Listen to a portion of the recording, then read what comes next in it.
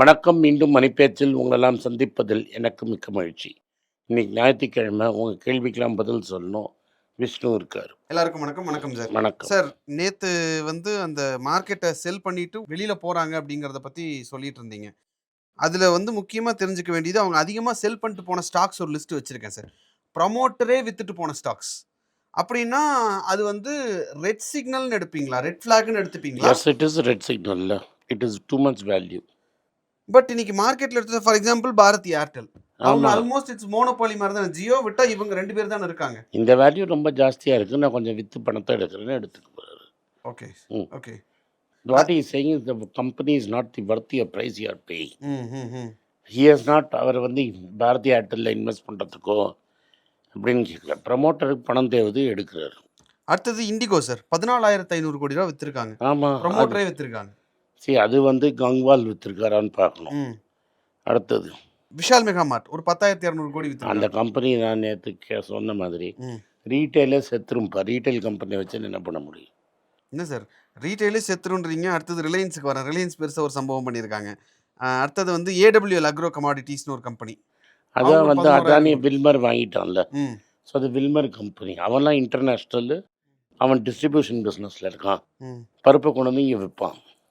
Okay. ம். And Bajaj Finserv ரொம்ப காஸ்ட்லிப்பா. அவங்க ஒரு 1000 கோடி ரூபா வித்திருக்காங்க. கிடைச்ச வரைக்கும் அப்படின்ற மாதிரி. ஆமாம். ஆனா இதுல இன்னொன்னு சார், பஜாஜ் ஹவுசிங் ஃபைனான்ஸ் அவங்களும் ஒரு 1000 கோடி ரூபா அது லெவலுக்கு. ஐபிஓவில் விற்றதை சொல்கிறாங்களா, ம். இல்லை ஐபிஓலேயே ஆஃபர் ஃபார் சேல் இருந்தது ம். அதை சொல்கிறாங்களா, இல்லை அதுக்கப்புறம் விற்றாங்களான்னு எனக்கு தெரியாது. ஆனா நீங்க பிஇ ஹையா இருக்கு அப்படின்னு சொன்னதுக்கு இந்த பஜாஜ் ப்ரைஸ் டு ஹவுசிங் புக்கெல்லாம் 7 இருக்கும். அதேதான். அது ஒரு பெரிய எக்ஸாம்பிள் சார். ரூ. 70 லிஸ்ட் பண்ணாங்க. 190 சம்திங் போயிட்டு திருப்பி அது ரூ. 111 ரூ. 110 அந்த லெவல்ல செட்டில் ஆயிடுச்சு கம்ப்ளீட்டா. ஆமாம். எனக்கு ரூ. 70 வந்தால் கூட அர்த்தம் இல்லை. அப்ப அது எப்பதான் சார் நல்ல ஸ்டாக்குன்னு நீங்களே ஒத்துக்கிறீங்க? அது எப்போ விழும்லாம் என்னால் சொல்ல இல்ல முடியாது. இல்ல விழுன்னு சொல்ல வேண்டாம். எனக்கு உங்களோட ஐடியாலஜி இதுல எனக்கு புரிய மாட்டேங்குது. நல்ல ஸ்டாக்கு, நல்ல கம்பெனி, அவங்க சூப்பர் கம்பெனின்னு ஒண்ணு சொல்றீங்க. எஸ். ஆனா ரூ. 70 வந்தா கூட அது எனக்கு கட்டாது அப்படின்னு. அவன் ஐபிஓ பிரைஸே 70 தானே சார். அதனால் அவன் ரூ. 70 விற்றான். நான் வாங்கணும்னு அவசியம் இல்லையே. இப்போ நீ கொடுத்தது புக்கு, அந்த கடன் திரும்பி வரும். 4 டைம்ஸ் புக்கானா நான் எதுக்கு கொடுக்கணும்? Okay sir, fine. அடுத்தது ஐசிஐசிஐ ப்ருடென்ஷியல் ஏஎம்சியோட ஐபிஓ லிஸ்ட் ஆயிருக்கு. ஒரு அரௌண்ட் ஒரு 20%க்கு மேல இப்போ அவன் தான் பிக்கஸ்ட் லிஸ்டிங் பிளேயர். கெயின்ஸ். அவன் தான் பிக்கஸ்ட் பிளேயர் இந்த சிஸ்டம். ம். அவன் தான் டிசைட் பண்ணுவான் எந்த ப்ரைஸில் போய் நிற்கணும்னு. அவன் போனால் போகிறது 20% எடுத்துக்கோன்னு விட்டுருக்கான். இன்றைக்கி விற்றவனுக்கு 20% கிடைக்கும். ஓகே. அப்போ நான் புரிஞ்சு ஐசிஐசிஐ நினச்சி ஒரு ஸ்டாக்கு இந்த விலையில் விற்கணும்னு நினச்சா எவ்வளோ நாளைக்கு வேணால் வைக்கலாம். ஓகே.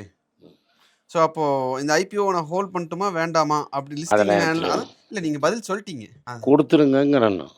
அப்படின்றீங்களா? ஆமாம். இதெல்லாம் ஏஎம்சிங்கிறது டையிங் பிஸ்னஸ். ம். போக போக அமெரிக்காவில் already 52% it has move to index fund. So ம். இந்தியாவிலையும் 60% இண்டெக்ஸ் ஃபண்டு போயிடுச்சுன்னா அப்புறம் இவன் எங்கேருந்து மேனேஜ்மெண்ட் ஃபீ போட்டு காசு வாங்குறது? Okay sir. ஐடிசி சிரஞ்சீவி. இல்லை சார், கேள்வி முடிச்சிடுறேன். ஐடிசி 3 இடங்கள்ல வெஸ்ட் பெங்கால்லேயே 3 இடத்துல ம். ஹோட்டல் பிஸ்னஸ் பண்ண போகிறோம். ஹோட்டலுக்காக லேண்ட் அக்விசேஷன் ஆரம்பிச்சிட்டோம் இன் ப்ராசஸ்ன்னு சொல்கிறாங்க. ஆமாம். ஆனந்த் ஸ்ரீனிவாசன் சார் என்ன சொல்றாரு? Real estate is not a good business or அதுல ப்ராஃபிட் பஸ் இருக்காதுன்னு ஒரு அவன் விஷயம் சொல்றீங்க. அவன் ம்.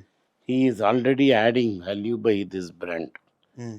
இப்போ நான் தமிழ்நாட்டில் எக்ஸ்பிளைன் பண்ணுறேன். கேம்பகோலான்னு ஒரு கம்பெனி இருந்தது. ம். அது ஒரு சர்தாஜிது. ம். மெட்ராஸில் ப்ராப்ளம் ஆகி போண்டி ஹை லோன் ப்ராப்ளம் ஆச்சு. ம். அவன் ஆக்ஷனில் சோலாக்கு விற்றான், ம். ஐடிசிக்கு விற்றான். நீங்கள் அந்த ப்ராப்பர்ட்டியில் அவன் கிராண்ட் சோலா கட்டியிருக்கான். ம். அந்த ப்ராப்பர்ட்டியே லிஃப்ட் ஆகிடுச்சு வேல்யூ. இவன் இப்போ பாம்பேயில் மராட்டான்னு ஒன்று இருக்குது. அதே மாதிரி டெல்லியில் ஒரு பேர் உண்டு. ஸோ முகல்ஸோ ஏதோ பேர். ம். இதெல்லாம் ஐகானிக் பிராண்டு. அவன் கல்கட்டாவில் ஒரு ஐகானிக் ஹோட்டல் கட்டினா அந்த ரியல் எஸ்டேட்டே அங்கே வேல்யூ ஏறும். ம். ப்ளஸ் அவன் எங்கேயா பார்த்து சும்மா வாங்குவான். எவனா பேங்க்கில் கடன் கட்ட முடியாமல் இருக்கிற ப்ராப்பர்ட்டியை அடித்து பிடிச்சி வாங்கியிருப்பான். ஸோ இது மிடாஸ் டச் தான். எல்லாமே மிடாஸ்டர்ஸ். அவன் தானே. இப்போ ஒரு செட்டியார் இருந்தார். ம். நெல்சன் மாணிக்கம் ரோட்டில் பெரிய ப்ராப்பர்ட்டி. ம். ஸ்டார் பஸ் எல்லாம் போட்டு பார்த்தாரு, ஒன்றும் ஓடலை. மல்டிப்ளெக்ஸ்லாம் கட்டினார், ஒன்றும் ஓடலை. ம்.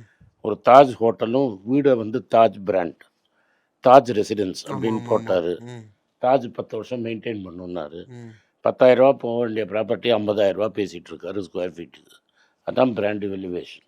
ஓகே. அப்ப அதாவது ரியல் எஸ்டேட்ல நீங்க சொல்றது காமன் மேன் போய் வாங்குறதுக்கும், ஒரு பிராண்டா போய் வாங்குறதுக்கு இருக்கிற டிஃபரன்ஸ் தான் நம்ம மேட்டர். நாம தாஜ்ல என்னெல்லாம் சர்வீஸ் கிடைக்குமோ, அந்த சர்வீஸ் உனக்கு 10 வருஷத்துக்கு தரேங்கிறான். இல்ல, இல்ல.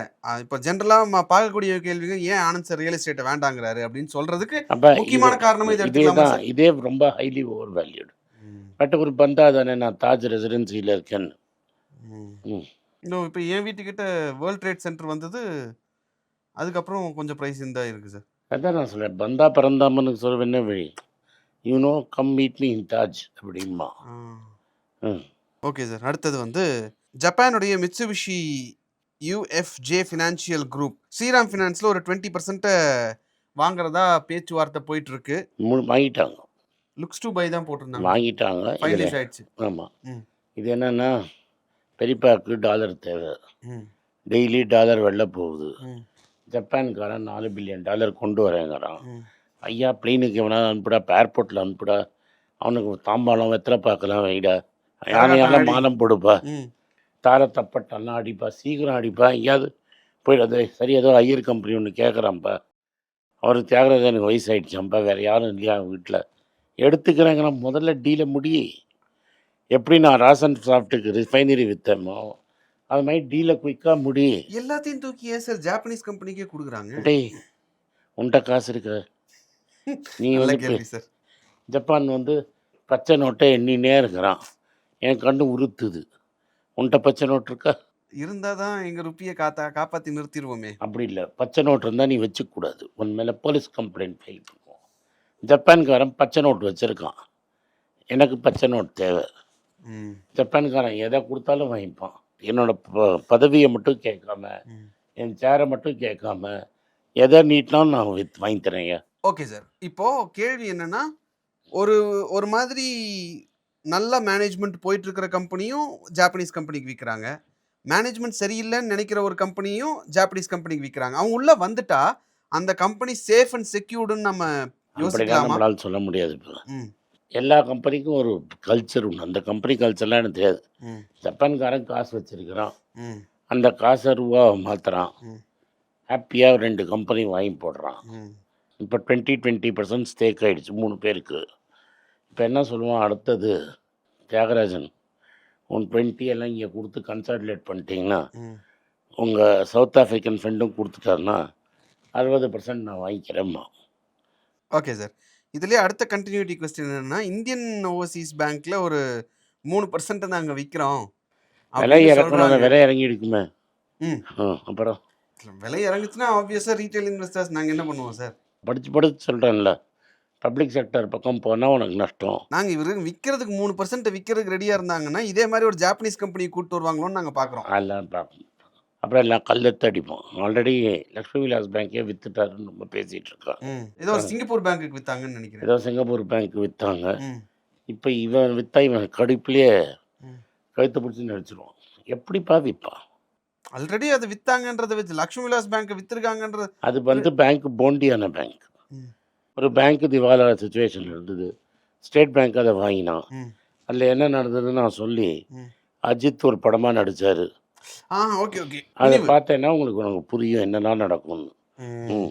இந்தியன் ஓவர்சீஸ் பேங்க்கெல்லாம் கவர்மெண்ட் பேங்க்கு ஒன்றுமே ஆகாது. இப்போதைக்கு அது கவர்மெண்ட் பேங்க் சார். நாளைக்கு மத்த என்னைக்குமே பேங்க் எல்லாம் அது ஜாப்பனீஸ்க்கு வித்த மாதிரி இதையும் அப்படி வித்துருவாங்களா? கிடையாது. பிஎஸ்யூ அப்புறம் பார்லிமெண்ட் போனோமே, பார்லிமெண்ட்டில் மெஜாரிட்டி கிடையாது. ம்.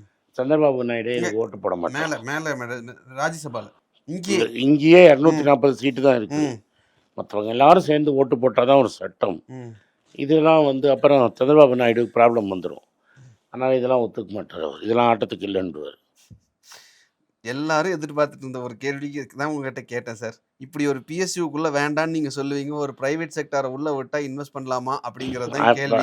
சார் சொல்றது வாய்ப்பில்லை ராஜான்னு முடிச்சுட்டாரு. வாய்ப்பில்லை நானும் ராஜா. எவ்வளவோ கேட்டு பார்த்துட்டேன், நடக்கல. விட்டுருங்க. ஓகே அடுத்தது சார். அடுத்தது சார், ரிலையன்ஸ் உதயம் பிராண்டா. நல்லா போயிட்டு இருந்தது, பருப்பெல்லாம் வாங்கி பண்ணிகிட்டு இருந்தீங்க. அப்போ முறுக்கு வேறு அந்த பிராண்ட் இன்ட்ரடியூஸ் பண்ணி நல்லா இருக்கும்.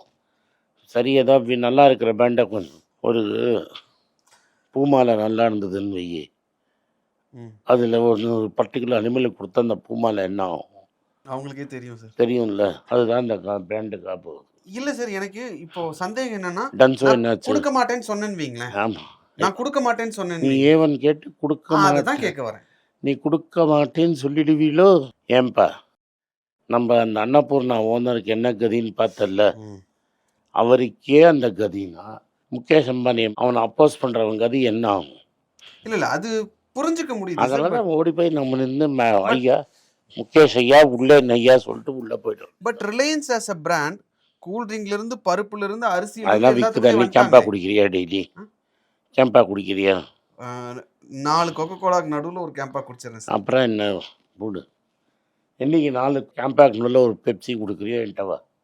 4 கேம்பாக்கு நடுவுல ஒரு பெப்சி சொல்றீங்களா? ஆமா. Okay fine. சோ அந்த ரேஷியோ மாறுறப்ப அதெல்லாம் மாறவே மாறாது. இல்ல சார், நல்லா தான் இருக்கு சார். சும்மாலாம் சொல்லக்கூடாது சார். கோகோ கோலா நல்லா இல்லைங்கிறியா? அது கொக்கோ கோலா கூட நிக்க முடியாது. அப்போ நாங்கள் கோகோ கோலா நினச்சி மேட்சோ பிராண்டு முக்கியமா? இல்லை இது மாதிரி ஊர் பேர்த்து பிராண்டு வாங்குறது பெட்டரா? என்ன கேட்டீங்கன்னா கொக்கோ கோலா கூட பெப்சியே நிக்க முடியாது. நான் என்னோட பர்சனல் ஒப்பீனியன். சரி, அடுத்தது போ. அடுத்தது sir, JP Morgan first tokenised money market fund அப்படின்னு எத்தீரியம் பிளாக் செயின் பேஸில் ஒன்று கொண்டு வராங்க. இதெல்லாம் இந்த பாரு, இப்போ என்னெல்லாமோ சொன்னாங்க, பிட்காயின் ஏறும்னாங்க, இறங்கிடுச்சு, காற்றுலாம் போயிடுச்சு. இதெல்லாம் வந்து எக்ஸாட்டிக் இன்வெஸ்ட்மெண்ட் ஆப்ஷன்ஸு, ம். ஸ்பெக்குலேட்டிவ் ம். ஆப்ஷன்ஸு. ம். ஏன்னா அதுக்கு இன்ட்ரென்சிக் வேல்யூ ஒன்றும் கிடையாது. இது இது எப்படின்னா, என்னோட சின்ன வயசில் பீச்சுக்கெலாம் கூட்டிகிட்டு போவாங்க. ம். அப்போ கிழிஞ்சல்னு ஒன்று இருக்கும். ஆமாம். அது ஃபாசிலைஸ்டு ஃபிஷ்லேன்னு வருது. அதை நாங்கள் பொறுக்கி வீட்டுக்கு எடுத்துன்னு போய் அதில் மாலை கட்டுறோம், அது கட்டுறோம்னா வாயிடுவோம். அது மாதிரி தானே அதுக்கும் இதுக்கும் என்ன வித்தியாசம்? அதுவும் ஒர்த்லெஸ்ஸு, இதுவும் ஒர்த்லெஸ்ஸு. இல்லை சார், நீங்கள் எல்லா விஷயத்துக்கும் டேமேஜ் ஜியோமோனை வந்து ஒரு காரணம் ஒரு ஒரு ஒரு இதாக சொல்கிறீங்கல்ல, அவர் சொல்லியிருக்கார் அப்படின்னு. அவர் தான் இப்போ எத்தீரியம்குள்ளேயே இறங்கியிருக்காரு. அவர் என்ன வேணால் அதுதான் இறங்கட்டும்ங்க. ம். நம்ம என்ன சொல்கிறோன்னா, அவர் வந்து இருக்கிற பொசிஷன்லன்னு வச்சுக்க, ம். ஒரே பார்ட்டி நடக்குது, ம். சிட்டி பேங்க் மட்டும் பார்ட்டி வர மாட்டேன்னு வெளில போய் உட்கார முடியுமா? ம். மியூசிக் இருக்கிற வரைக்கும் டான்ஸ் ஆடி தான் ஆகணும். ஆனால் பக்காவாக நீங்கள் சொன்ன ஒரு பாயிண்ட் வந்து வேலிடான பாயிண்ட் சார். அது நான் சொல்ல மறந்துட்டேன். அது exotic investment minimum $1 million $5 million இருந்தால் தான். அதான் உள்ளே வெளியே காணும். திரும்பி வா, உள்ளே வெளில காணும். இன்றைய தேதிக்கு ஒரு இண்டிவிஜுவல் உள்ளே போகணுன்னா குறைஞ்சது 9 10 கோடி இருந்தால் தான் அதில் இன்வெஸ்டே பண்ண முடியுங்கிறது இவங்க ஒரு இதாக வச்சுருக்காங்க. ஆமாம். Fine sir. Okay sir. Thank you sir. So இதெல்லாம் தான் கேள்விகள் சார். நிறைய சந்தேகங்களுக்கு பதில் விளக்கம் கொடுத்தீங்க சார். ரொம்ப நன்றி சார். இந்த வீடியோ உங்களுக்கு பிடிச்சிருந்தா இந்த வீடியோவை லைக் பண்ணுங்கள், எங்கள் சேனலை சப்ஸ்கிரைப் பண்ணுங்கள், பெல் நோட்டிஃபிகேஷன் தட்டுங்க. இந்த வீடியோ முடிஞ்சால் உங்கள் சொந்தக்காரங்களுக்கும் ஃப்ரெண்ட்ஸுக்கும் அனுப்புங்க, அவங்கள பார்க்க சொல்லுங்கள். நன்றி, வணக்கம். குழந்தைங்களுக்காக ஒரு புஸ்தகம் லான்ச் பண்ணோம். அது ரொம்ப சக்ஸஸ்ஃபுல்லாக இருக்குது. யாருக்கெல்லாம் அந்த புஸ்தகம் போகணுமோ எங்கள் டீமுக்கு கான்டாக்ட் பண்ணுங்கள். கீழே இருக்கிற நம்பர்லேயும் வெப்சைட்லேயும் கான்டாக்ட் பண்ணிங்கன்னா உங்களுக்கு அந்த புஸ்தகத்தை நீங்கள் வாங்கிக்கலாம். மற்ற எங்கள் புஸ்தகமும் அவைலபிள். எங்கள் வெப்சைட் மூலமாகவும் வாங்கலாம். கீழே இருக்கிற வாட்ஸ்அப் நம்பர்லேயும் மெசேஜ் அனுப்பலாம். நன்றி, வணக்கம். எல்லாருக்கும் வணக்கம். மணிபேச்சு.comனு எங்களுக்கு ஒரு வெப்சைட் இருக்கிறது உங்களுக்கு தெரியும். இத்தனை நாள் பல ஆர்டிக்கல் நாங்கள் ட்ரான்ஸ்லேட் பண்ணி அதில் போட்டுட்டு இருந்தோம். இப்போ நாங்களே டீம் செட் பண்ணி ஒரு வாரத்துக்கு 4 ப்ரீமியம் ஆர்டிக்கலாக போடுறதா டிசைட் பண்ணியிருக்கோம். ரொம்ப மினிமல் சப்ஸ்கிரிப்ஷன் சார்ஜஸ் வச்சுருக்கோம். கீழே அந்த லிங்கை பார்த்தீங்கன்னா இந்த சப்ஸ்கிரிப்ஷன் டீட்டெயில்ஸ் தெரியும். இந்த ப்ரீமியம் ஆர்டிகல்ஸ் மட்டும்தான் சப்ஸ்கிரிப்ஷன் லிங்க்கில் வரும். மற்றதை நீங்கள் இன்னும் ஃப்ரீயாக படிச்சுட்டு இருக்கலாம். இந்த வெப்சைட்டை பற்றி என்ன நினைக்கிறீங்கிறத அந்த வெப்சைட்லேயே உங்கள் கமெண்ட்ஸ் எழுதுங்க. நன்றி, வணக்கம்.